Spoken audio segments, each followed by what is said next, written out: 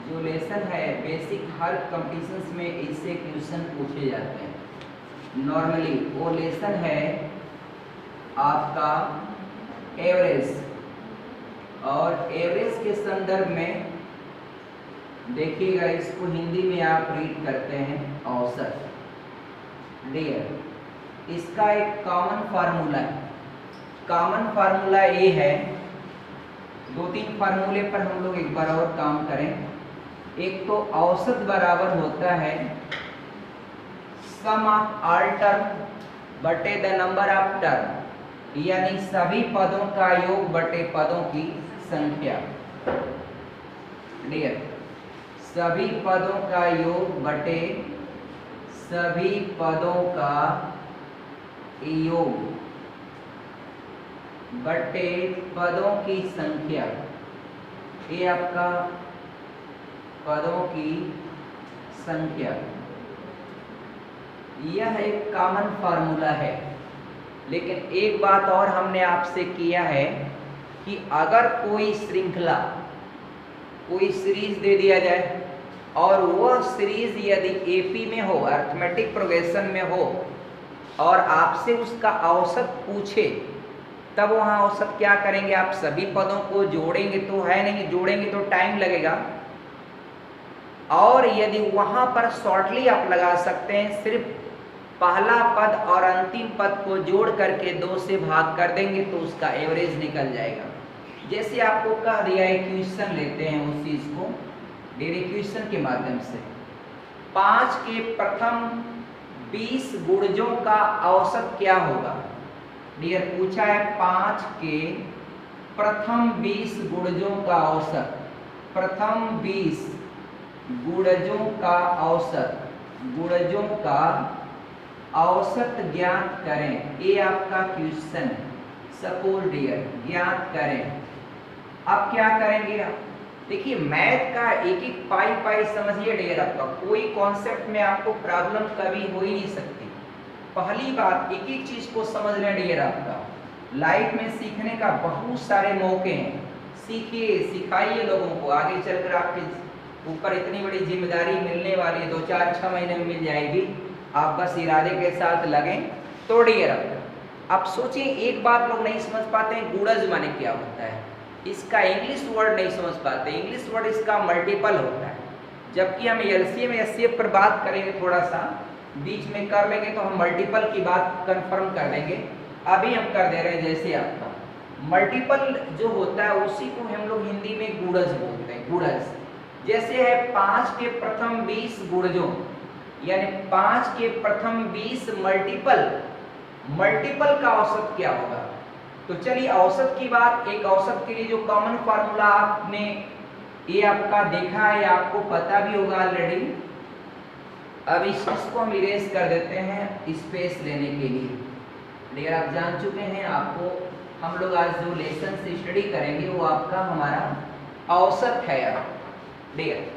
तो देखिए, आपका यहाँ पर जब गुणज की बात आ गई किसी नंबर का, तो वह जैसे 7 के 3 गुणज या 5 गुणज या 8 गुणज, तो 7 1 जा 7 1 जा 7, 7 2 जा 14, 7 3 जा 21। हिंदी में 7 से कम 7, 7 दूना के 14, 7 3 के 21, 7 चौक 28, 7 5 35। तो ये सब क्या है आपका? इनका जो इंटरवल देखेंगे, किसी भी दो पदों के बीच अंतर, तो वह जिस नंबर का गुणज है उतना वो कॉमन डिफरेंस आपका आगे की ओर बढ़ता रहेगा। तो जब दो पदों के बीच जब सार्वंतर समान है, तो सार्वंतर समान है तो अरिथमेटिक प्रोग्रेशन होगा ही होगा, एपी होगा, समांतर श्रेणी होगा ही होगा। और जब गया कोई श्रृंखला समांतर श्रेणी में और उसका औसत आपसे पूछे, तो आप फिर सभी पदों का योग बटे पदों की संख्या पर काम मत करिएगा, टाइम टेकन होगा। बस आपका पहला पद प्लस अंतिम पद को जोड़ करके 2 से भाग दे दीजिएगा, उसका औसत आ जाएगा। डियर, आप देखिए सवाल कितना आसान है। 5 के प्रथम 20 गुणज। अब डियर क्या है? 5 एकम 5, 5 दूना के 10, और डियर 5 3 15, 5 चौक को 20, डॉट डॉट। अब देखिए कितना लिखेंगे, बीच में डॉट डॉट कर दिया। आखिरी वाला 5 गुणे 20 यानी 100, आपका लास्ट टर्म क्या होगा 100। अब डियर आपका तो लास्ट टर्म 100 है, तो इस सिचुएशन में अब यह अरिथमेटिक प्रोग्रेशन है एपी कंफर्म हो गया। कहीं भी आपका किसी भी दो लगातार पदों के बीच अंतर आपका 5 मिल रहा है।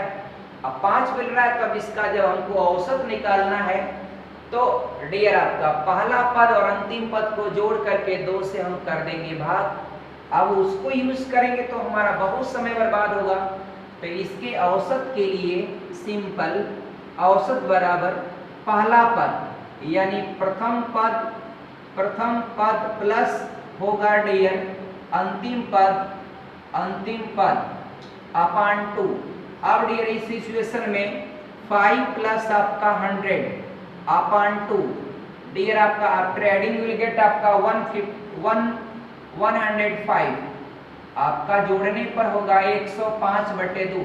आफ्टर डिवीजन आपको लिख सकते हैं भाग देने के बाद 52.5। तो ये आपका आंसर हो गया। तो डियर हम लोगों ने यहाँ पर एक कॉन्सेप्ट क्लियर किया अभी कि अगर डियर कोई मान लीजिए कोई भी श्रृंखला है और वह श्रृंखला यदि समांतर श्रेणी में चली गई, पहले तो समांतर श्रेणी को पहचानना आपके लिए बेहद आसान है। ये जब जान गए तो किसी भी दो कॉन्स्टिट्यूटिव टर्म दो लगातार पदों के बीच अंतर आपका समान मिला, अंतर कोई फिक्स थोड़ी है, कहीं अंतर 5 भी हो सकता है, कहीं 7 भी हो सकता है, कहीं 8 भी हो सकता है, और यहाँ तक कि डिफरेंस आपका माइनस में भी हो सकता है डियर। अगर कोई श्रृंखला है और श्रृंखला आपका डिक्रीजिंग ऑर्डर में है, श्रृंखला आपकी घटते क्रम में है, तो श्रृंखला जब आपकी घटते क्रम में होगा तो वहाँ कॉमन डिफरेंस आपका चेक करेंगे तो वह माइनस में आएगा। इसलिए ये ना सोचे कि आपका माइनस में कॉमन डिफरेंस आ रहा है तो एक कैसे आपका डियर वो समांतर श्रेणी में कॉमन डिफरेंस आपका माइनस में हो सकता है, उसमें आपको कोई भी किसी भी प्रकार का हेजिटेशन की कोई आवश्यकता नहीं है। तो सिंपल आपका वह कोई भी बहुत सारे अरिथमेटिक प्रोग्रेशन समांतर श्रेणी के बहुत सारी श्रृंखलाएं आपका घटते क्रम में भी लिखी जा सकती है और बढ़ते क्रम में भी लिखी जा सकती है, लेकिन यदि समांतर श्रेणी में है और उसका औसत बोल रहा है तो ये सिंपल पहला पद और अंतिम पद को जोड़ करके आप 2 से भाग कर देंगे, तुरंत आपका आंसर हो जाएगा।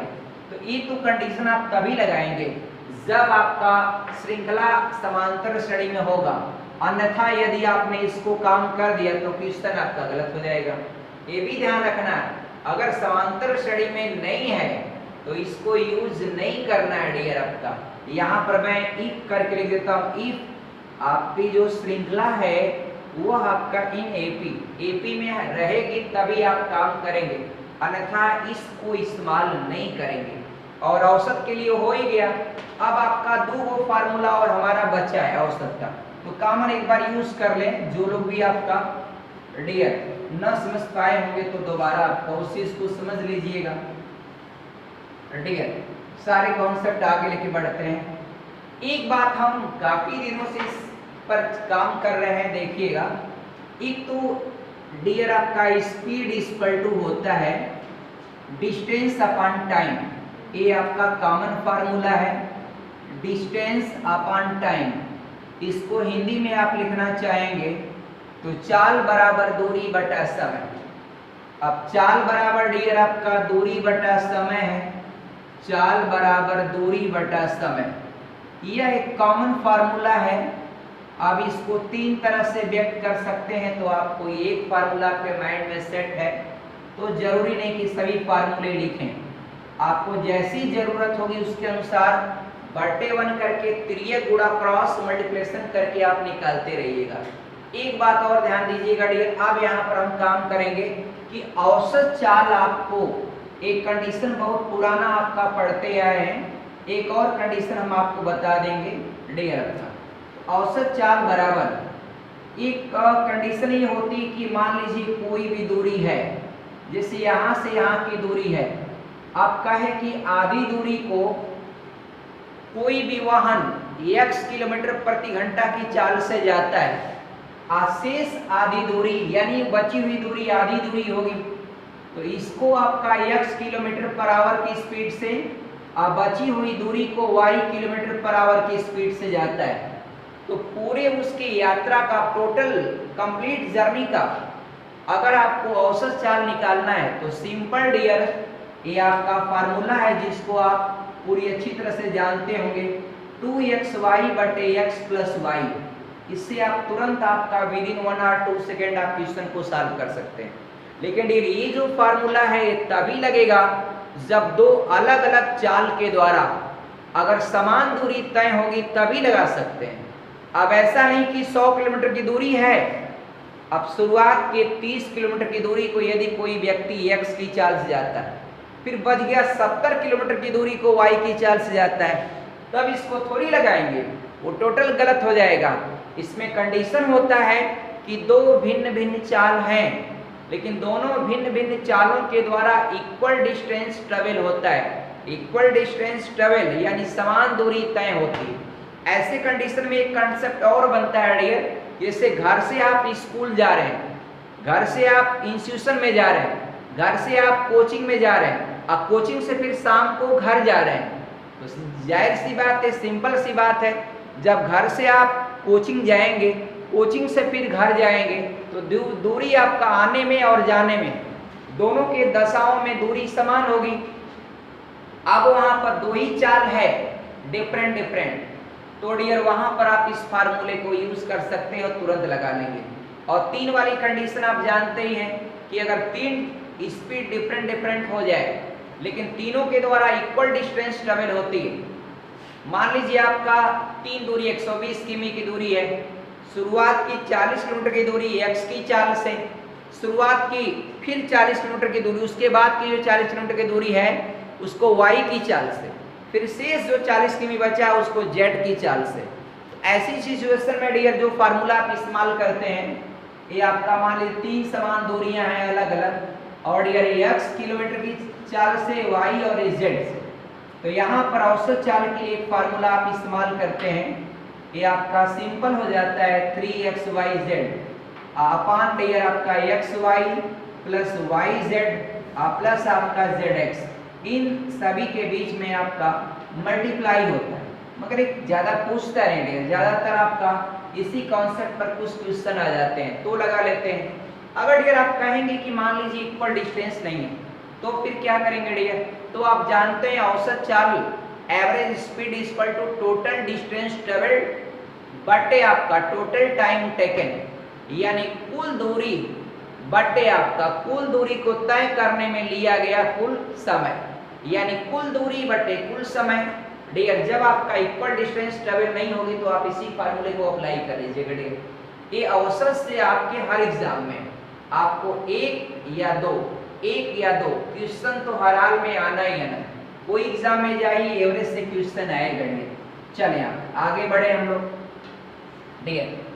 तो अब डियर आपका क्वेश्चनों के क्रम को आपका थोड़ा आगे बढ़ाते हुए अलग अलग विशिष्ट टाइप के क्वेश्चन लिए जाएं, और डियर कोई भी क्वेश्चन, बड़े बड़े क्वेश्चन आप विद इन 3 या 4 और 5 सेकंड में आप लगा देंगे। जैसे डियर ये सवाल दिया है और इसको आप देखिएगा, और बैंक पीओ में एक बार का पूछा गया है, और डियर आप जो है महज 5 सेकंड में क्वेश्चन को लगाएंगे। देखिए क्वेश्चन लिखते हैं सतत 5 विषम संख्याओं का औसत।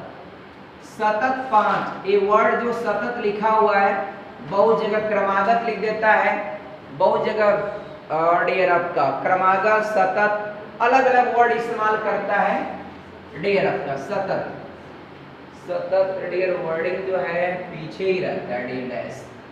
चलिए सतत 5 विषम संख्याओं का औसत, सतत 5 विषम संख्याओं का औसत, सतत 5 विषम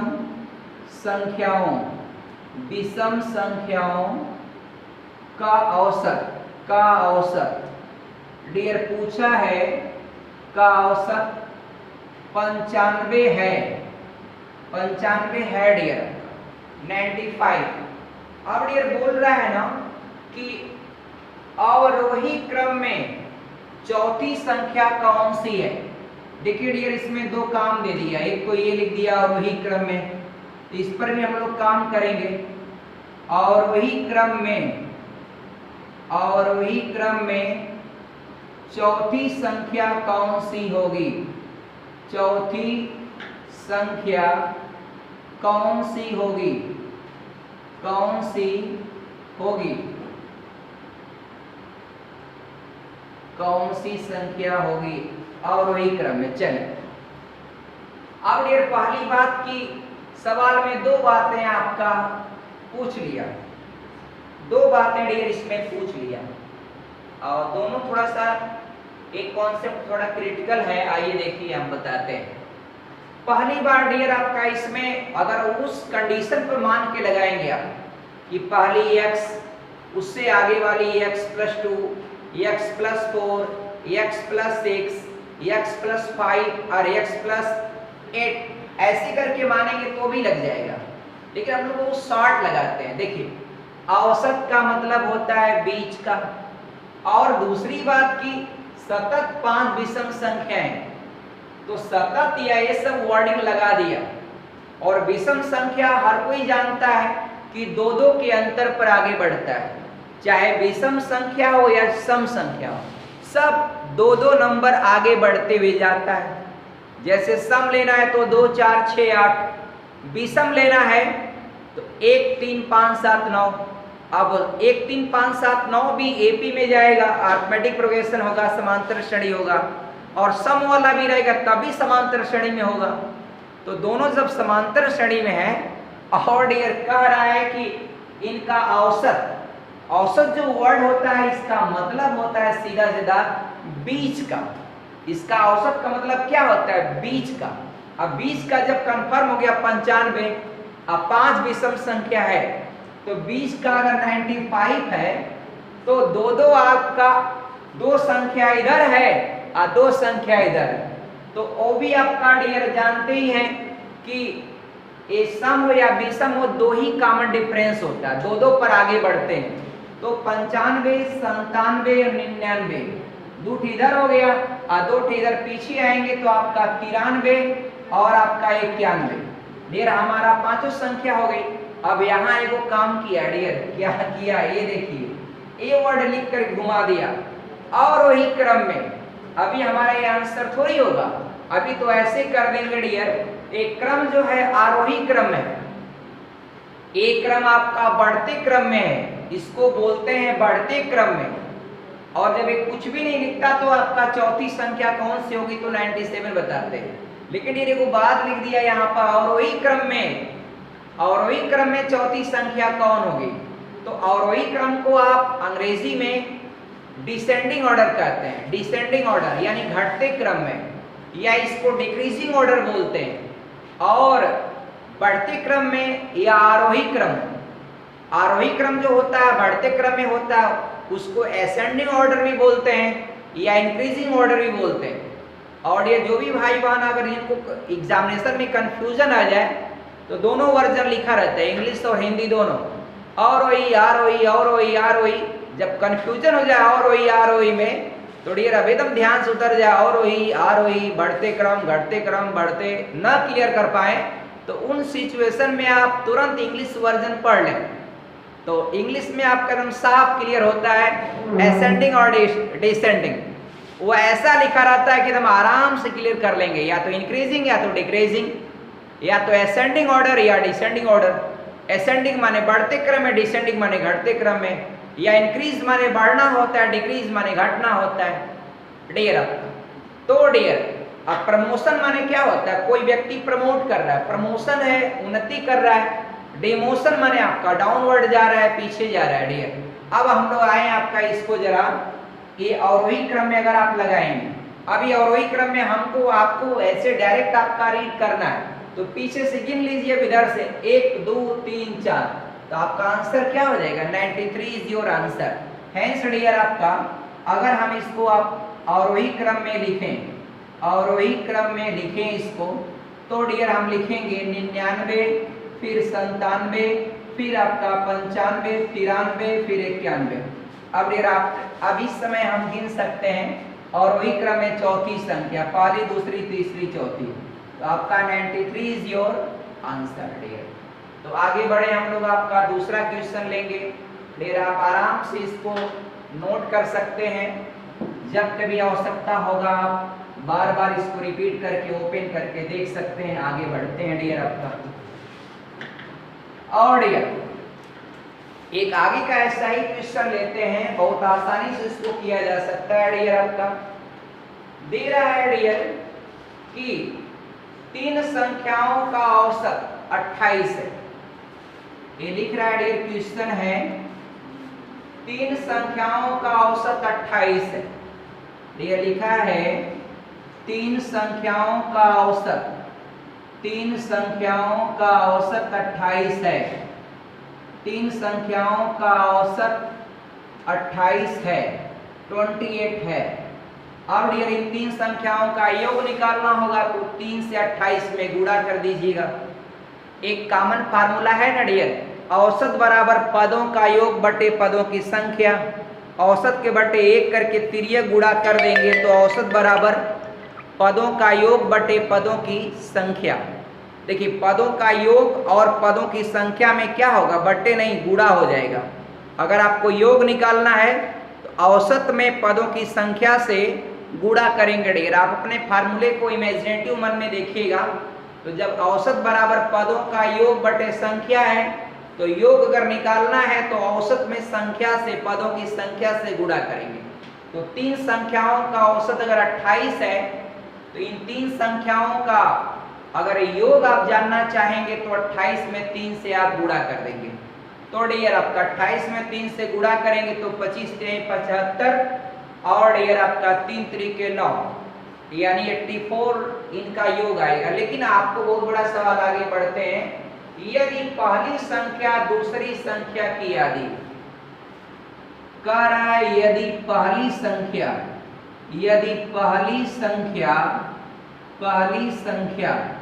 ये बोल रहा है डियर दूसरी संख्या की आदि, दूसरी संख्या की आदि है, दूसरी संख्या की आदि है।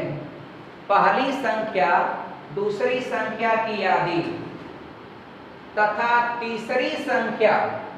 डियर देखें इस प्रश्न में आपको तीसरी संख्या पूछ रहा है।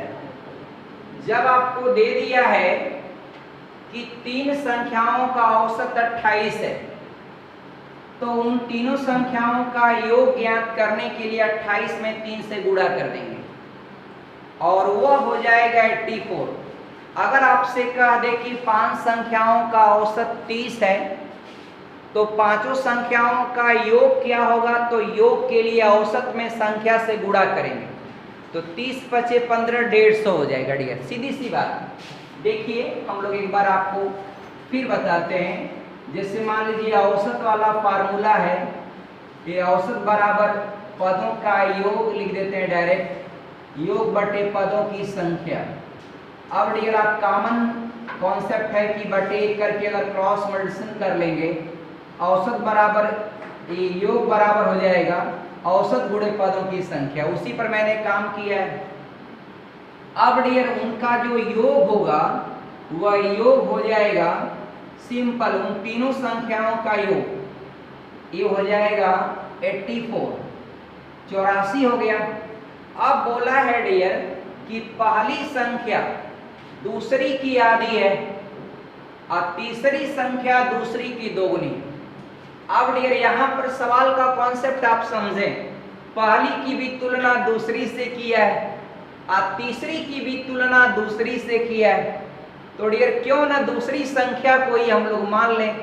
अब बहुत सिंपल मानेंगे डियर आपका। देखिए हम लोग दूसरी संख्या को मान लेंगे क्या, 2x मान लेते हैं। माना आपका लेट ये आपका दूसरी संख्या b समझ जाइएगा, a b c करके, a पहली संख्या, b दूसरी संख्या, c तीसरी संख्या। तो b को अगर हम लोग मान लेते हैं डियर 2x, आप कहेंगे सर 2x ही क्यों माना, तो भैया आपकी मर्जी, आप 5x मान लीजिए, आप 10x मान लीजिए। अब 5x मान लीजिएगा तो 5x का आप आधा करिएगा तब तो हो न गया दशमलव में काम, तो दशमलव में काम खराब हो जाएगा, इसलिए कॉमन सेंस की बात है।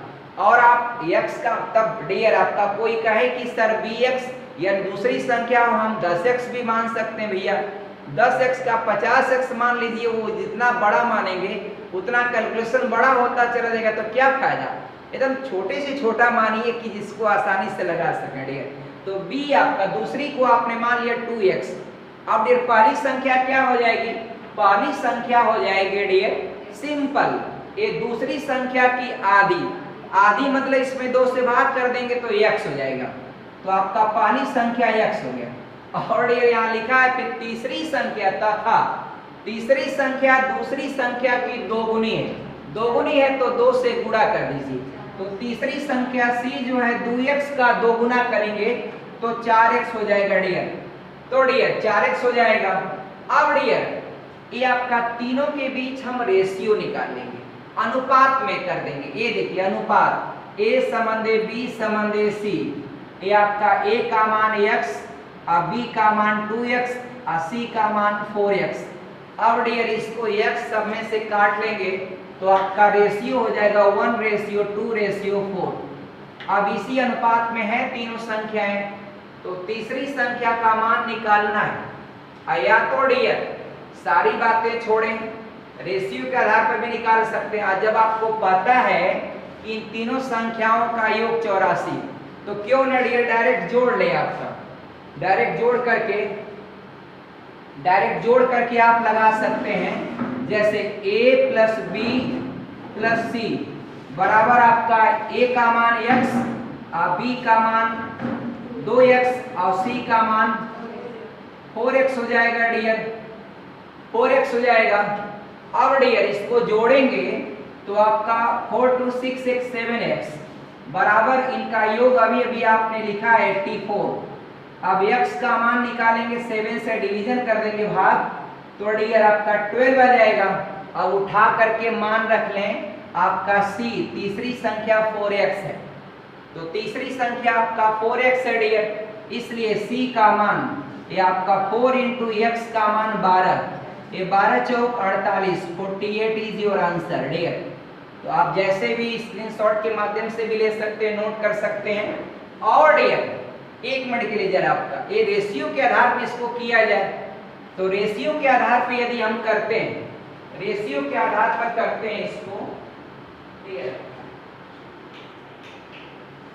तो रेशियो के आधार पर यदि हम इसको करते हैं तो डियर आप जानते हैं कोई भी सम टोटलिंग आपको पता रहे और उस रेशियो के आधार पर आपको कोई भी नंबर निकालना रहे, मान लीजिए आपका तीसरी संख्या निकालना है, तो उसका यहाँ पार्ट क्या है 4, तो आपका इसलिए c = उन तीनों संख्याओं का योग 84 है। 84 का एक हिंदी में जानते होंगे का, सीबीएसई बोर्ड वाले जानते हैं ऑफ, इन का की के या ऑफ दोनों को गुणा में चेंज करते हैं, और 4 सम ऑफ रेशियो क्या होता है डियर, इसका पार्ट 4 है, अब बटे नीचे सम ऑफ रेशियो यानी उनके अनुपात का योग, तो अनुपात का योग करेंगे डियर तो 1 2 4, 1 2 3 3 4 3 7। अब डियर का माने गुणा होता है, का गुणे में चेंज होगा, अब गुणे में चेंज होगा डियर तो 7 से आप काटेंगे, ये आपका हो जाएगा 12 और 12 चौक 48 48। अगर मान लीजिए b का मान पूछा होता तो डियर वही करते 84 ऑफ 2 सम ऑफ रेशियो यानी उसके अनुपात का योग डियर, तो आसानी से आप इसको फाइनलाइज कर सकते हैं डियर। आगे बढ़े, एक क्वेश्चन और हम कंटिन्यू इसके साथ तुरंत करते हैं, फिर डियर आगे आपका दूसरे कॉन्सेप्ट पर काम करेंगे। एक क्वेश्चन और हम लोग एडवांस कर लें डियर तुरंत इसके बाद।